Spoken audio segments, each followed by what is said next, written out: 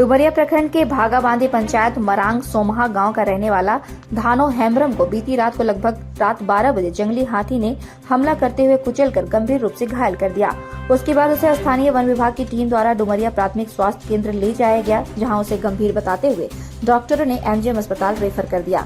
परिजनों ने घटना की जानकारी भाजपा नेता बिमल बैठा को दी। जानकारी मिलते ही भाजपा नेता बिमल बैठा तुरंत एमजीएम अस्पताल पहुंचे। बिमल बैठा ने एमजीएम के डॉक्टरों से बातचीत कर बेहतर इलाज के लिए आग्रह किया।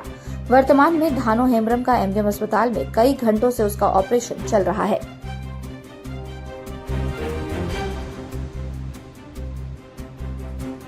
भागाबांधी डुमरिया का मामला है। यह धानो हेम्ब्रम जो है मेला में गया था। रात्रि बेला जब वो वापस आ रहा था तभी एक हाथी ने उस पर हमला कर दिया।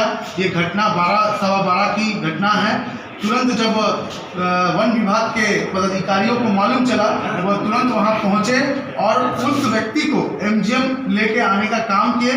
साथ ही उसके परिवार को तुरंत 5,000 रुपया मुहैया कराया कि भाई तुम तुरंत उसको लेके चलो, और अभी उसका ऑपरेशन चल रहा है। यहाँ पे देखिए, बात ऐसा है कि अभी जिस प्रकार गर्मी आ गया है, तो जो पहाड़ में जो हाथी है या जानवर जो है वो नीचे पानी पीने के लिए उतरने का काम कर रहे हैं। तो अब क्या है कि यहाँ पर प्रशासन को भी एक्टिव होना होगा, वैसे जगह पे चिन्हित करना होगा जहाँ पर जंगली हाथी घूम रहे हैं, क्योंकि आप लगातार सुन रहे होंगे कि जिस प्रकार हाथियों का उत्पात मचा हुआ है, चाहे वो बड़ाम का घटना हो, चाहे वो डुमरिया का घटना हो, सभी जगह ये घटना घट रहा है। तो इसको लगाम लगाने के लिए प्रशासन को जल्द से जल्द इस पर कार्रवाई करके चिन्हित करके वैसे हाथियों को अपने कस्टडी में लेना है और सुरक्षा प्रदान करना है।